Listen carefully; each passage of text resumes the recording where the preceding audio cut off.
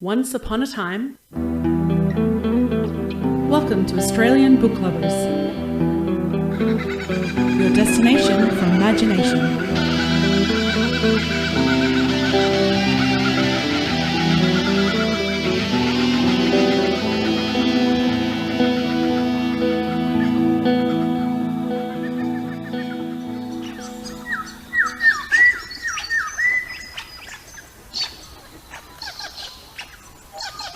A big warm welcome to everyone and a huge thank you for joining us for the Australian Book Lovers podcast. Our mission is to bring fabulous Australian and Indigenous literature that spans a whole range of genres to book lovers around the globe, as well as fantastic resources and information for passionate authors looking to write their next bestseller. I'm Veronica Strachan, aka V.E. Patton, fantasy, science fiction, memoir and picture book writer, voracious reader and one of your co-founders and hosts, coming to you today from Wurundjeri or Wurrung country.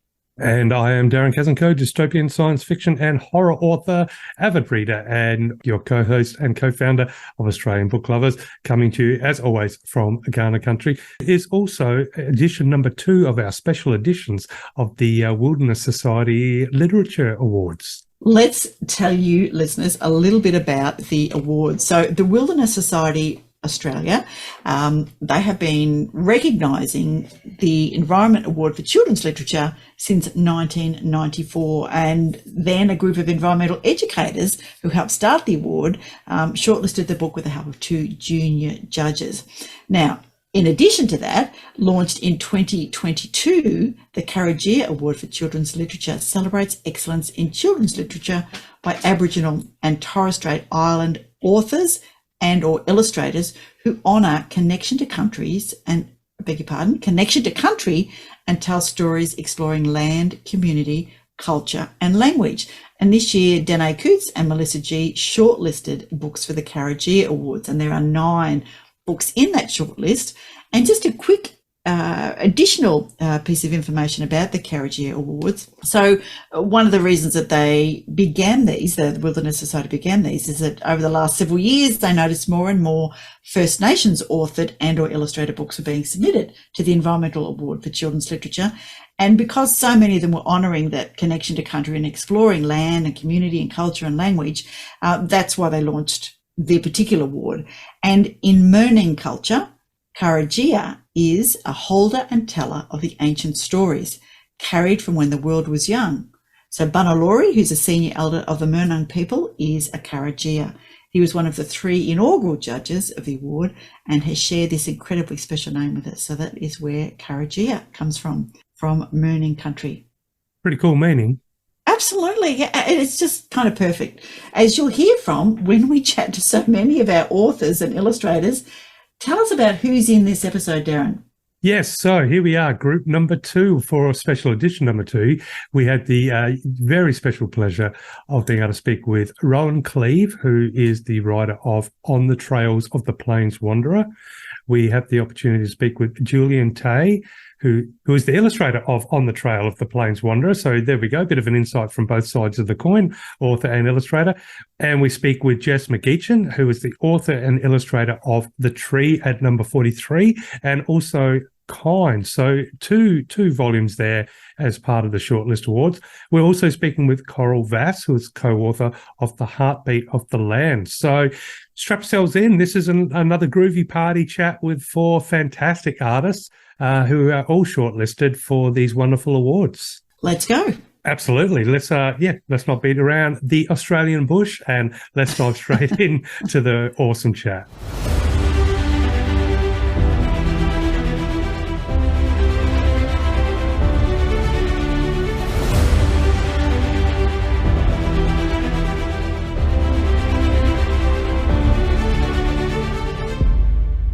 Australian book lovers, we have another brilliant treat for you today. I have the most amazing group of authors and illustrators who are part of the Wilderness Society's Karajia and Environmental Literary Awards for Children, or awards, I guess, for literary children. No, definitely the other way around. So welcome everybody. Good evening, as it is here in Melbourne. Hello. Everyone.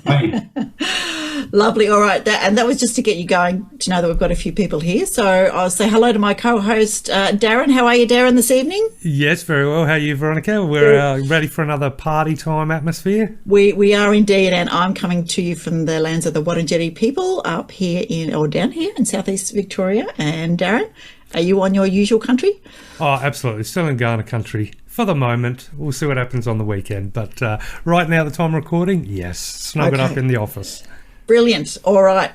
The first person that I'd love to introduce to you is Coral Vass. Now, Coral is the co-author with Kathy Freeman and illustrator Tanya Harricks of The Heart of the Land. So, hello, Coral.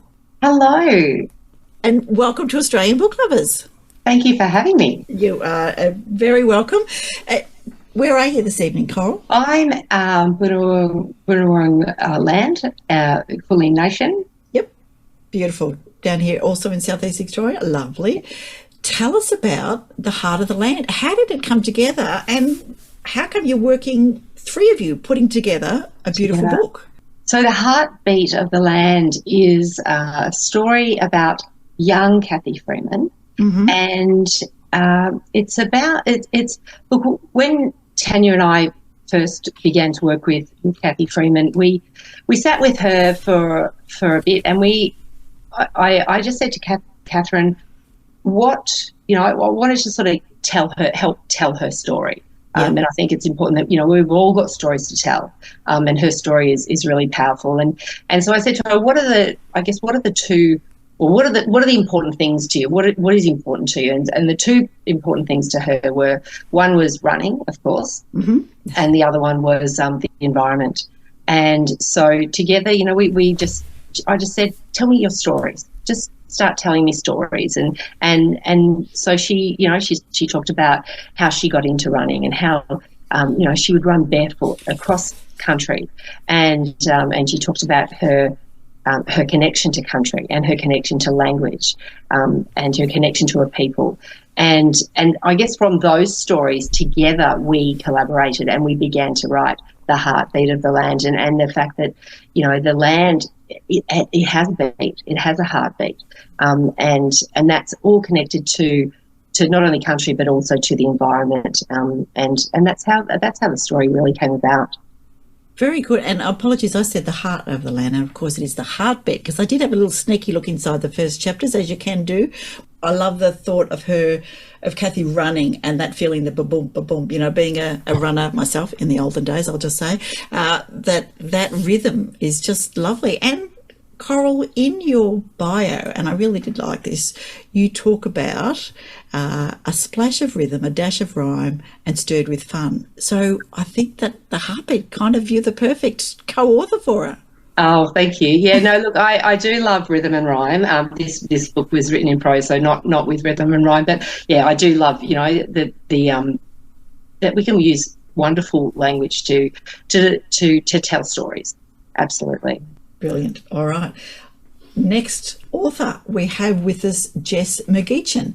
Now, Jess, author and illustrator, so that makes it a little bit easy for me. So you're shortlisted for the Environment Award and Picture Fiction, The Tree at number 43. So welcome, Jess, first of all, and tell us where you're coming from. Thank you very much. It's lovely to be here. I'm from Melbourne, so I'm on Bunurong and Wairarong land.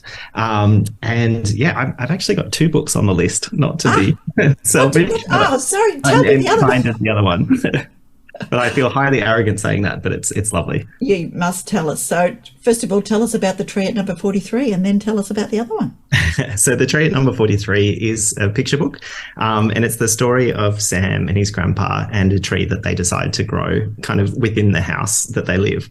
And it's a little bit of a Melbourne lockdown story. It was kind of, that time when a lot of us were kind of inside our houses and looking for those kind of slithers of green space around us. Yep. And growing up in kind of, country Victoria, for me, those places have always been important, but they took on another significance kind of in that time.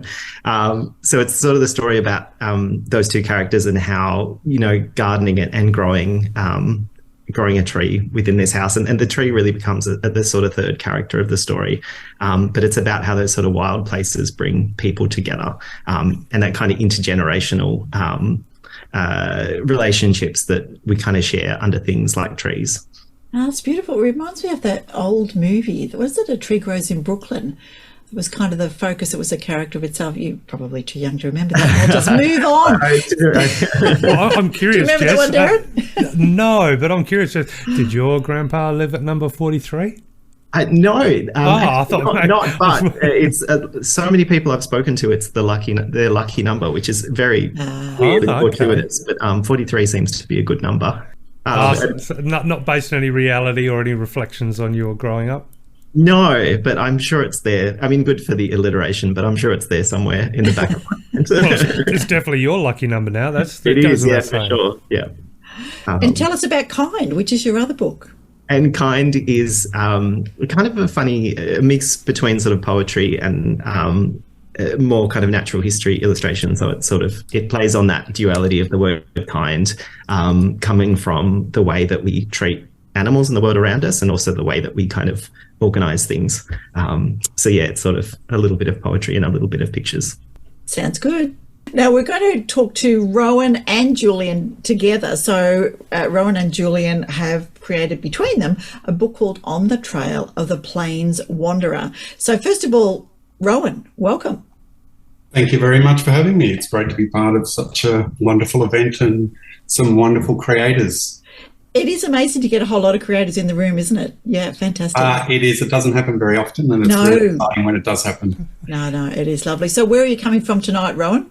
I'm coming from the traditional lands of the Wurundjeri people, part of the Kulin Nation. Excellent. And your co-conspirator, I'll just say, is Julian Tay. Welcome, Julian. Hi, thanks for having me. No worries at all. And Julian, where are you coming from today? I'm coming from Canberra, which is Ngunnawal country. Yeah, excellent. How did you get together then? Melbourne, Canberra, was it over the weather and saying who's the coldest in Australia or what? It's a really wonderful story how we did come together. I've been writing with CSRO Publishing for a while, and this book came up and we were looking for someone really special, and both of us kind of clicked and sourced the same person, and eventually Julian came on board, and we're very grateful for that because his work is absolutely stunning on this book.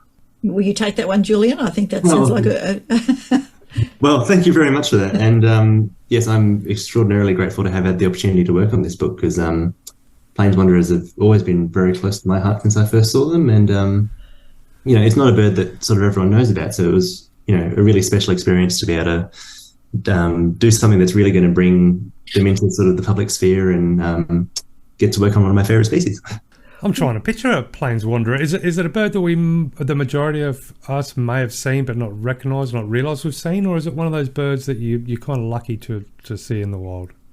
If you see one in the wild, you're very, very lucky. Most people would never have seen one. They're very cryptic species and very, very rare. Definitely is an encounter you're not likely to forget anytime soon. Oh, okay. So how would you briefly describe the bird to someone who's never seen one? They're a small bird, similar to a quail, but very different in many respects. So this species goes back over 60 million years. Oh, wow. Yeah, their story does. But the males and females are very different from each other. The females are a lot more brightly coloured, beautiful black and white band around the top of their neck. The males are really cool because they incubate the eggs and look after the young and things like that. So they've got a really great story, and captive breeding program has really taken off over the years, and with the scientists in the field, it's just a really melting pot of really wonderful people working towards saving a single species. So, Rohan, do you still work at the zoo? Yes, I'm still at Melbourne Zoo. I've been there since 1996, working on other projects. Ah, there you go. Do you have any plains wanderers at the zoo? Yes, they're a very established captive breeding program at Werribee Zoo, run and overseen by some really, really wonderful keepers out there. And my background is a farming background in Northern Victoria, and that's where this story has a personal connection to me, and that's pretty much how I started writing the story, and knowing, the scientists and things that were involved on our family farm, which is, again, something really nice to be involved in. Yeah. Farming is so much more scientific than it used to be. Absolutely. Yeah. There's leaps and bounds in that. And, you know, this story in itself has lots of improvisation, new technologies involved, new programs, cooperations happening between farmers, scientists, and everyone involved in trying to save this beautiful little species. Julian, you're a photographer as well. So where does your love lie? Or are they kind of feed off each other, photography and art? I got to say they both kind of feed off each other, and both of them sort of stem from the natural history background. So I guess I've always sort of been a birder first and then a photographer. And then when I sort of took up illustration, that came into the mix as another way of sort of connecting birds with people. And, you know, I don't publish much, but I do a little bit of writing as well about birds mostly. So it all kind of is a little sort of bird-themed ecosystem, I guess, with creative arts. Yeah. Very good. And there seem to be a few birds sprinkled throughout the books. So they are in need of our love and care. Absolutely, yes. And it was actually a really fun exercise to paint a couple of other birds in some of the plates as well. I think actually probably my favourite painting in the book is the emu, which is perhaps, you know, a little bit sacrilegious to say, but I don't know, I was just really happy with how that one turned out. Yeah. Very good. I haven't seen that. Darren, a few emus up your way when you are going out bush? Yes. They don't. They're quite friendly actually too. They'll let you walk with them for a little bit sometimes, as long as you keep, you know, a little bit of a distance. But you know me, I'm more all about the wombats. But I'm also really grooving to the particular property where I'll be going. We've got they're called apostle birds. And they look like they've got black sunglasses on. And I'm pretty sure they fly up from the river. And when they come, it's like a rock and roll party because it's all very quiet. And then they just come flying in as a big flock. And they've just got no fear. They jump all over your car. They attack mirrors. They jump up and down on the table looking for food. Pretty crazy. So, so I've discovered that I'm getting a little bit of a soft spot for these apostle birds. So I always bring out the food when I go out there. And hopefully the rock and roll party flies into town when I'm there.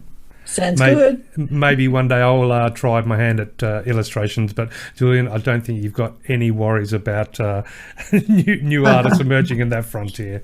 Well, I got to say, apostle birds would be an awesome species to do a kids' book on because they've got so much personality. And one of my favourite things about them too is that in Latin their genus name is Struthidia. So whenever I see them, I always go, Struth, apostle bird. Oh, there you go. Perfect, absolutely perfect. I must just say one more thing to you, Julian. The photo that you've got on your website about you lying casually on the stones surrounded by penguins and gulls. Where was that? That was a very special experience. So in 2017, I was very, very lucky to be awarded an Enderby Trust Scholarship, which was a scholarship that was run by a company called Heritage Expeditions, which took under 30s who couldn't otherwise get there down to the subantarctic islands. Mm-hmm. So that particular photo was just on an afternoon in Macquarie Island, which is about 2,500 k's south of Tasmania, I think. And that whole experience was just absolutely surreal. I mean, you just lie there and you think, this can't possibly be real. Do you know what, Julian? And not to take away from your amazing experience, but I just got back from Macquarie Island. No way! Really? Snap. But yeah, what a place. Speaking of birds, and it was just ridiculous. I'm sure you'll get. It's nice to know that it hasn't rubbed off years later for you, because I don't think it will for many years for me either. No, I think about it, if not every day, then every week for sure. And I just think, gee, I'd love to be back there. Coral, let's go back to you. 20 books published. Tell us a little bit about what other things you write about. I write lots of different, mostly picture books. Yep. I have written a junior fiction series as well. And I have also just released a book with the CSIRO based on a bird as well, based on the regent honeyeater, and it's called The Forgotten Song, and it's about saving the regent honeyeater. Very good. Lots of little honeyeaters out our way. I don't know if it's that particular one, but we've certainly got the New Holland honeyeater out our way, and a few other little finchy type birds who love all the bottle brushes and all of those kind of things that are around. So there you go. Do you work with different illustrators, or tell us a little bit about how you worked with Tanya Harricks, who was your illustrator on The Heartbeat of the Land? The Heartbeat. Yeah, look, there are lots of different illustrators for all different books, and had the privilege of working with, some incredible illustrators, and Tanya is one of those, and her illustrations are, I think, next level. They're absolutely stunning. She works in oils, so she does work to a big canvas, and obviously they get scanned into a smaller size for a picture book. So there's beautiful textures in her illustrations, and so when the publisher and Catherine and I were all talking about who could we get to illustrate this particular book, and then it had to be someone really special just to bring that real sort of earthy Australian landscape to this particular book. And Tanya had done another book called The Melly Sky, and stunning illustrations in that book with her oil paintings. And so we looked at that and went, if we could get Tanya Harricks, that would be amazing. And so the publisher approached her, and she was absolutely really keen to jump on board with us, and so together the three of us just really collaborated and brought this story to life. Beautiful. How long does it take from kind of idea to ready to sell? Oh, look, it depends on the book. Some books are longer, and other books, obviously very much shorter. I think the shortest probably would be 9 months. One of my books took about 4 years, actually. Sorry Day wow. with Double F Word took 4 years. So 2 years for me to write it, and obviously do lots and lots and lots of research, and I interviewed a lot of people in this from the Stolen Generations, and I heard their stories and just I had to get my head around that and just hear really respect their stories and honour them by listing and taking that on board, and then Dub took 2 years actually to illustrate that particular book. So altogether, that one was 4 years. Heartbeat of the Land, that took, I think, a total of maybe 18 months to 2 years. And we started it probably it was just before lockdown, before the COVID lockdowns, and so we did meet face-to-face initially, and then obviously everything moved online with Zoom, and then there was pockets where Melbourne was open for a little bit, so we'd meet again, and then we were back on Zoom and on back and forth, and so Tanya's in Sydney, so we didn't we were always on Zoom with Tanya. Catherine's from Melbourne with me, and so I think that one took probably about 18 months to really to produce it, and for Tanya to do the illustrations, and then but I think 2 years until it actually came out in the shops and was released. People will often say that, it's a picture book. I'll write children's books because they're so much easier. There's so few words that you don't have to worry. That is absolutely not the case.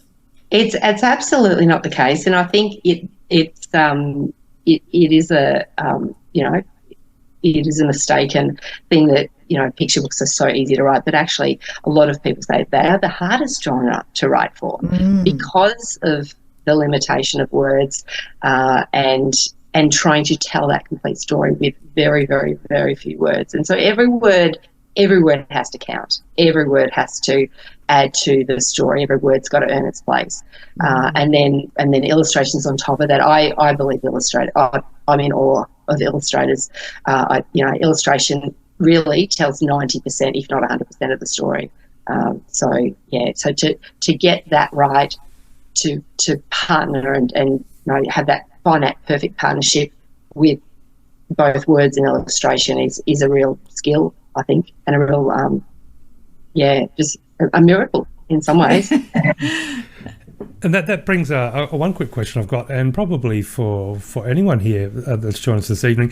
When it comes to, if for example, if you're putting together the words for the book and then you're working or collaborating with that illustrator, do you find yourself going back and adjusting the words, adjusting what you want to say, how you're going to say it, based on perhaps the artwork that you're seeing that's being done or the artwork that has been done? And vice versa, as an illustrator, do you find yourself pivoting during your creation based on the words that you've read during the collaboration, and maybe is it a case of it becomes a very organic and fluid joining, or is it really a case of bringing together two parts that are sort of worked on separately?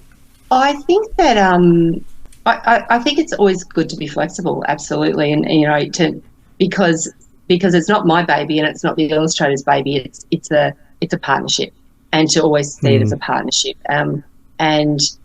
And so, when and maybe some of the other authors here would feel the same way. When you write the words, I actually don't believe in illustration notes. I try, I very, very rarely, if ever, write illustration notes, because I think it affords the illustrator the dignity of actually interpreting the story for themselves. And if the story is written well enough, then hopefully, what my vision actually matches that of the illustrator, and usually then the illustrator takes it even further and blows my mind, with what they produce. And so there's this sense that it's a lovely dance, it's a lovely partnership where you trust each other as well, and you trust them to bring to life. And I've never been disappointed by any of the illustrators that I've worked with. They just above and beyond my expectation,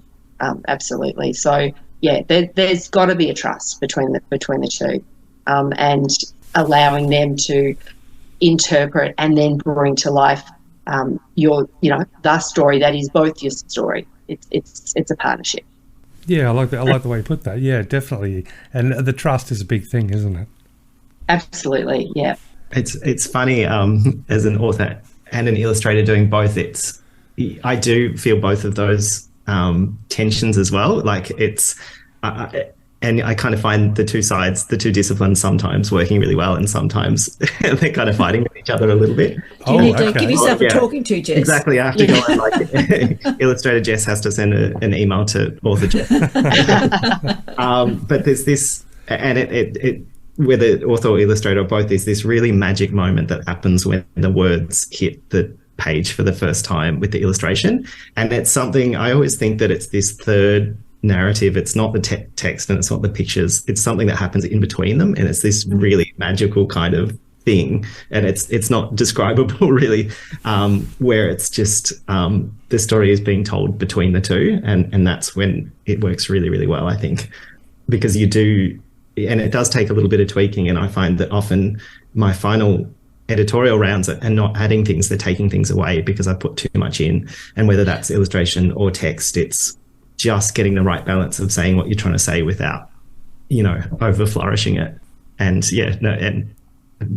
Coral does it very beautifully.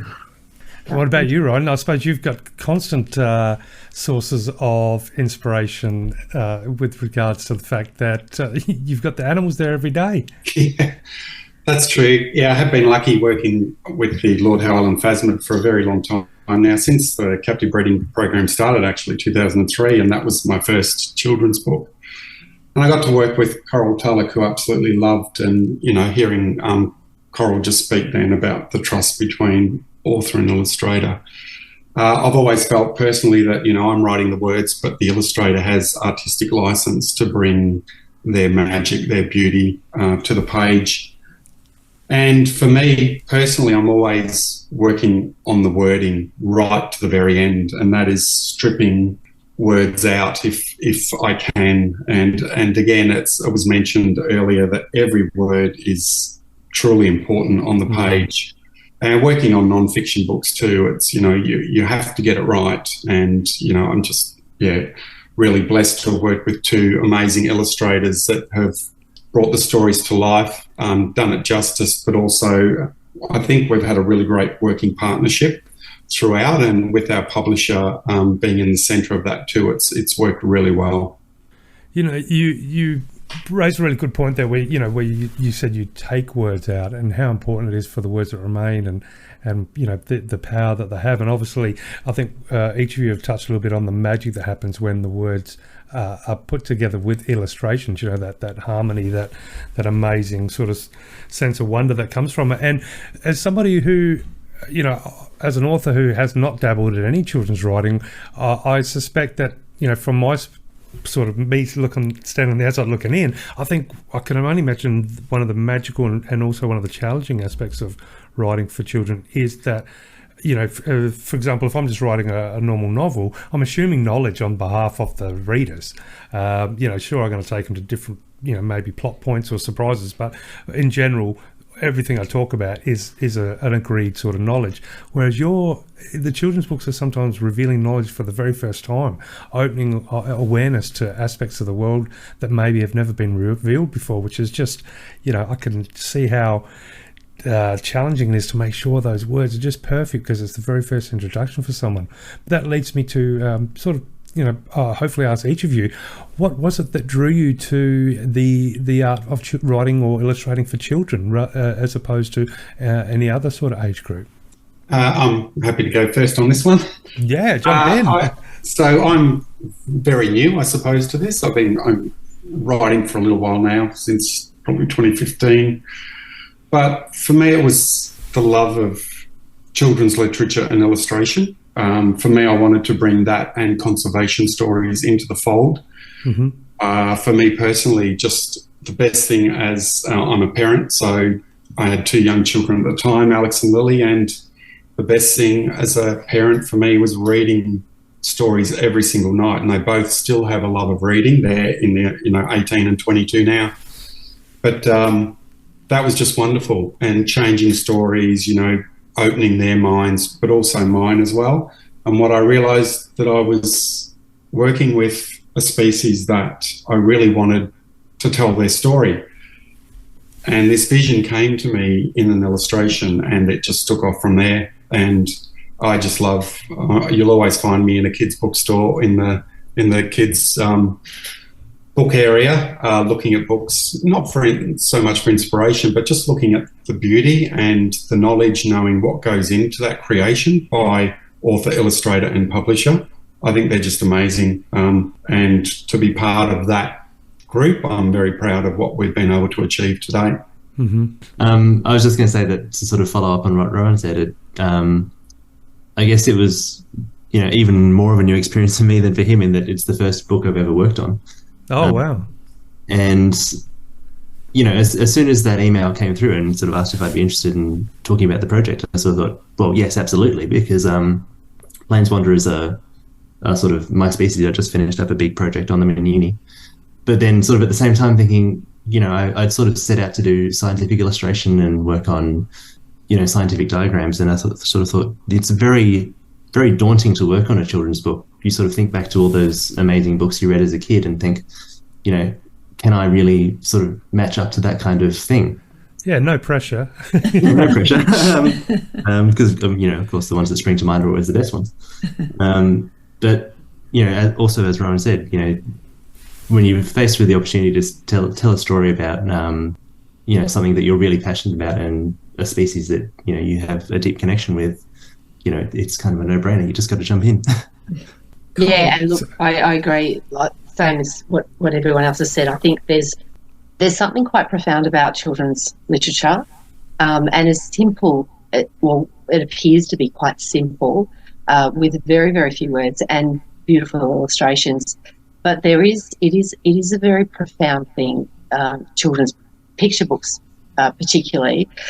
And I do lots of author visits, lots of school visits, and I do writing workshops in schools, but I also go and do a lot of storytelling, and for all ages actually, not even just really young children, but even grade 6s and year 7s and year 8s, and it's so interesting because the moment you start reading a picture book to 12-year-old, a 16-year-old, it is so profound because they are silent and they're engaged And there's something quite special about a picture book that really engages young people, but also older people as well. And I know, quite a few of my books that have been reviewed, some of them, even though, the age group has been, say, 5 to 7 or 4 to, 9, etc., some have been reviewed and said 5 to 99.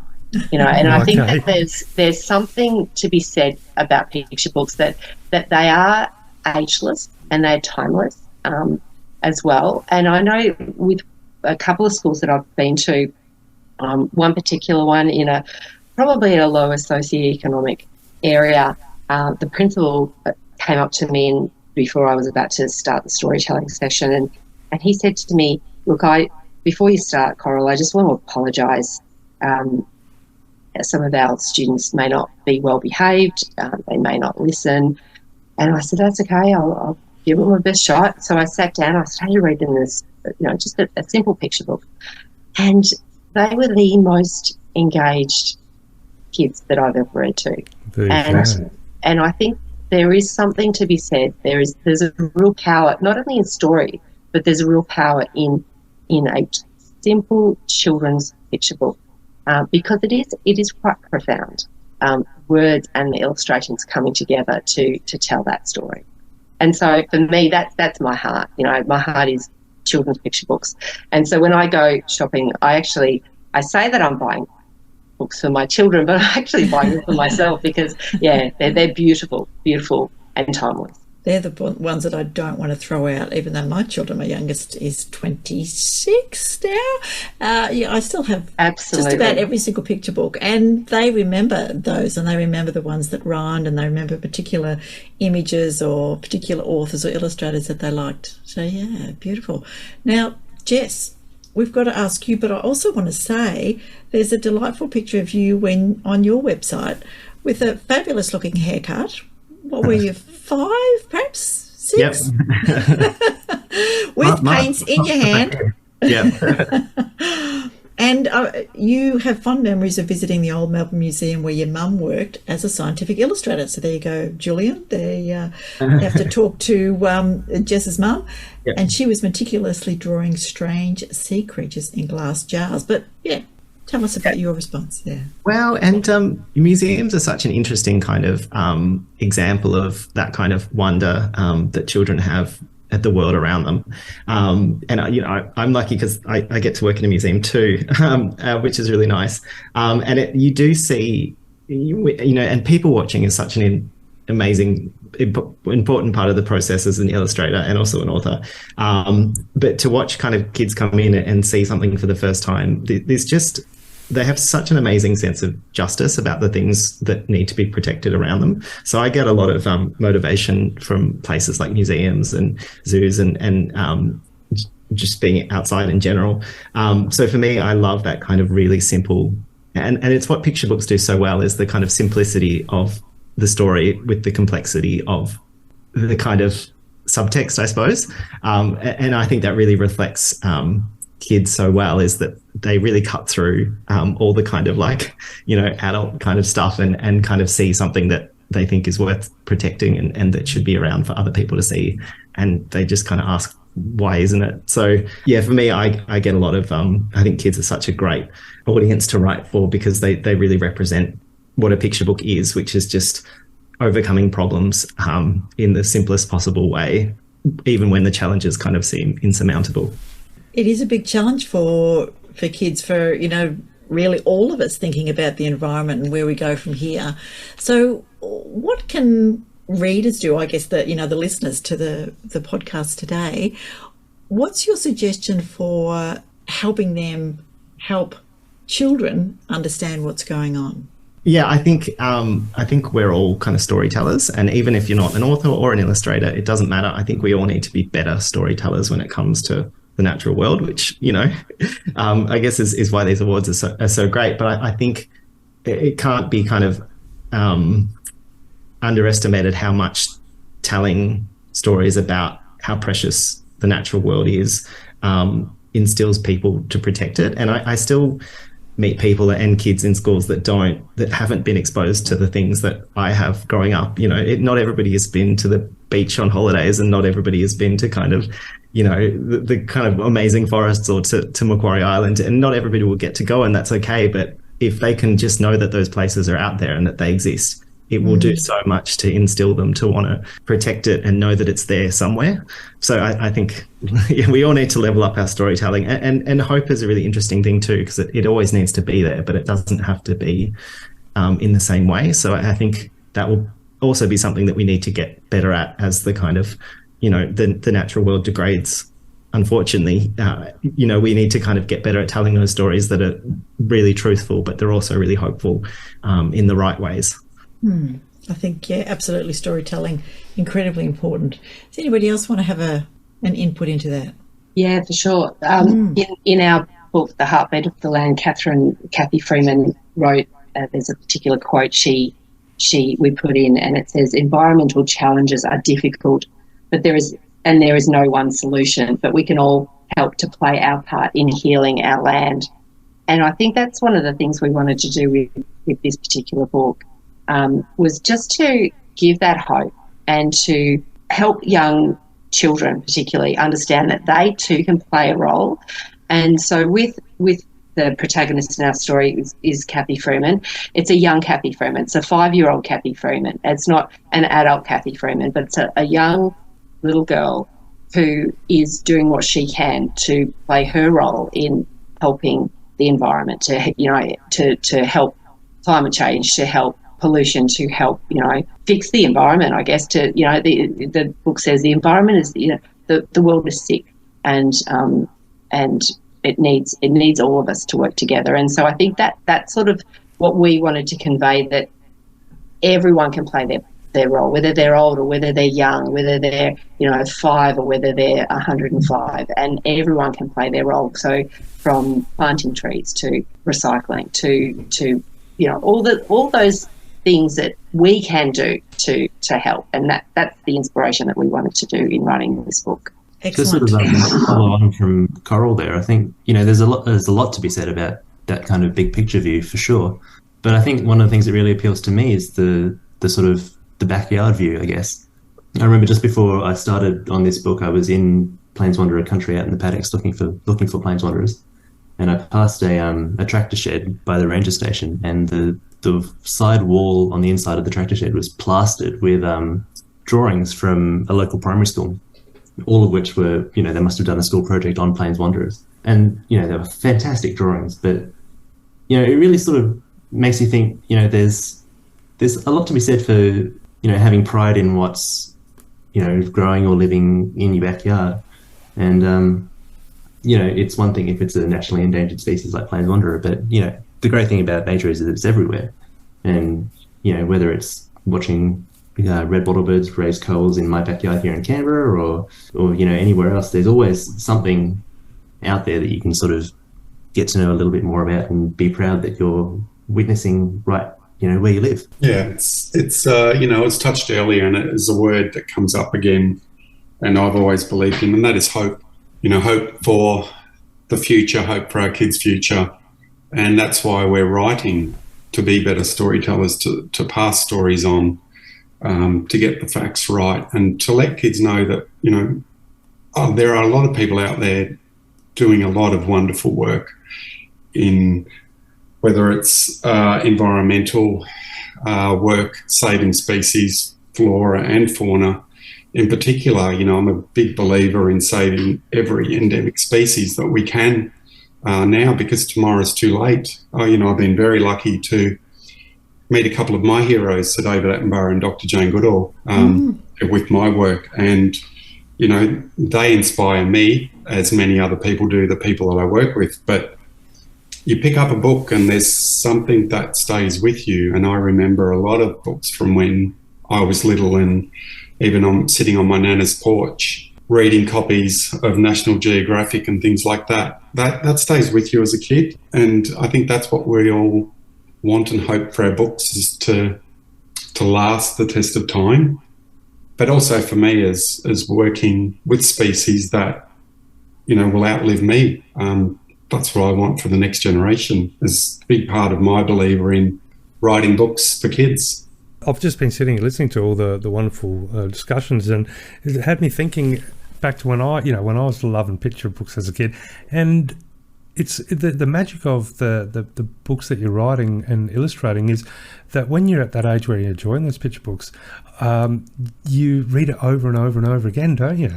It's not something like when you get older, you consume a bit of literature or some sort of art and you kind of move on to the next one. But with the picture books, it's something I remember, as soon as you go to your bedroom, you'd open it up and you'd just replay, you rediscover, you re-dive in to that, the story, the adventure, the magic, whatever it might be, the illustrations, the words. So, I can see how important the important message that you're all conveying through different mediums and works. Such a beautiful thing to know that there are kids out there that are going to open up those covers and dive into the story over and over again. And maybe that message really will get out there in a really beautiful and profound way. Yeah, definitely. And it's funny, like books as objects are such nice things to pass on to other people too. I've got a bunch of picture books in my childhood home. And I was looking through one the other day that had like an inscription from my grandmother that I'd forgotten about, and that she's not around anymore, but they're kind of time traveling things as well, in a funny way. They kind of, those stories last for a long time, and so do the people that gave them to you.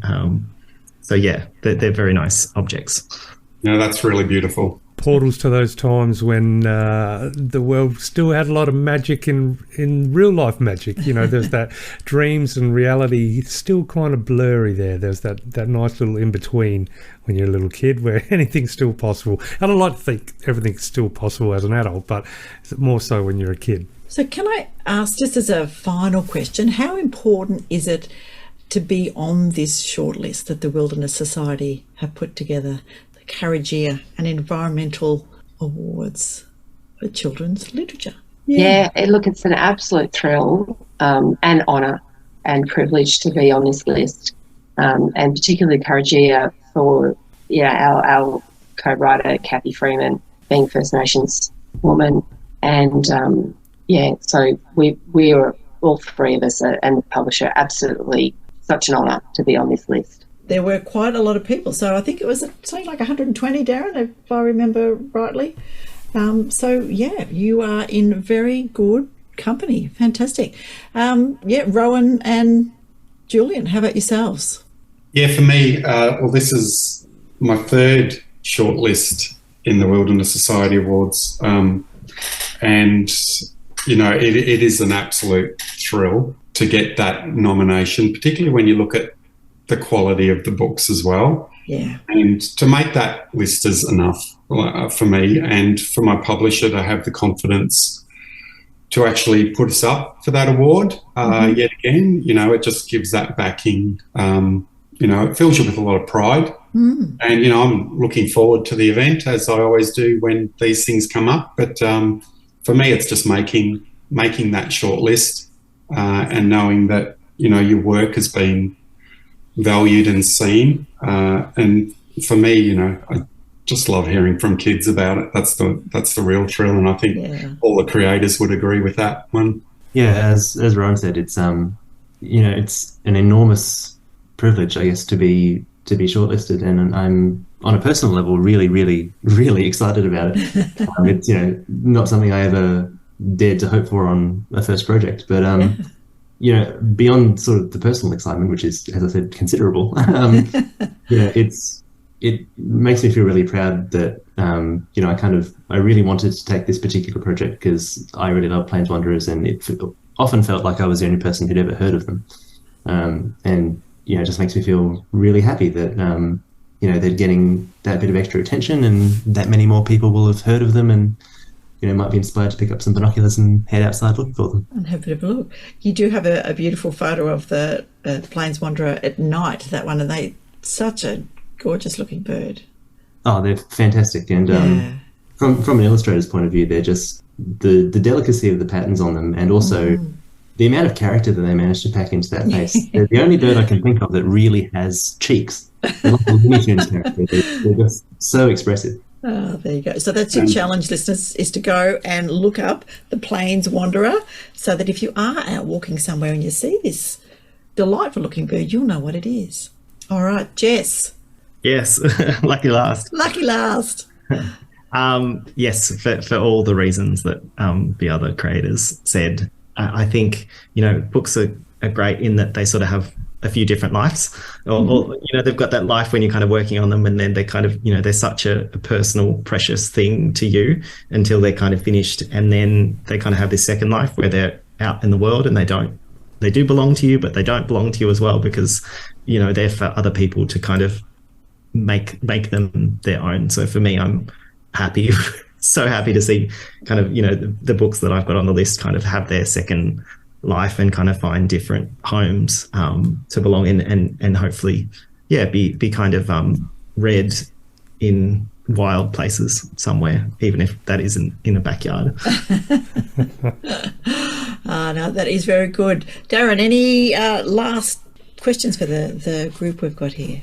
No, but what I would like to say, obviously, Rohan, Julian, Jess, and Coral, thank you so much for coming on, joining us for the podcast and chatting about the book. And congratulations on being shortlisted, and congratulations, obviously, on all the work that you're all doing.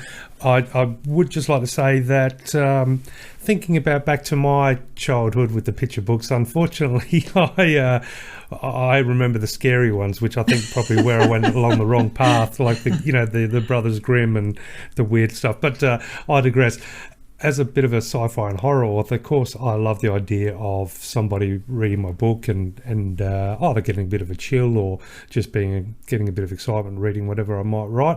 But saying that someone is reading on their own, what I can say is I'm absolutely envious of you all, in the sense that your work, when read correctly, isn't read alone, is it? It's you can rest assured knowing that there's going to be families reading to their children and teachers reading to their class. It's an interactive medium, the children's book and the picture book, and so I am envious, and I congratulate you all on knowing that your work is going to be shared between parents and children, and like you mentioned, Jess, maybe getting handed from one household to the next, and keeping the magic alive. So just a huge congratulations, and I wish you all the very best. Thank you so much. Very much. So thank you to Rohan Cleave, to Julian Tay, to Jess McGeachin and Coral Vass, all shortlisted authors and illustrators for the Wilderness Society, Karajia and Environmental Aware. No, I'll get it right. All shortlisted for the Karajia and Environment Awards for Children's Literature. You think I would have never said that before, but I have a few times. Thank you, everybody, for your time, and take care. Thank you so much. Thank you so much. Let's meet again when magic happens.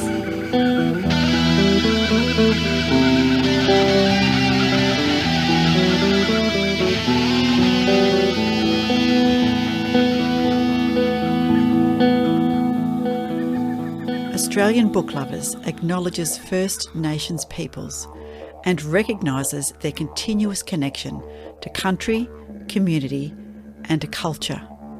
We pay our respects to elders past, present and emerging, and honour the sharing of traditional stories passed down through generations. We're committed to a safe and inclusive welcome for authors and readers of all cultures and backgrounds, including people of LGBTQIA+ communities and their families.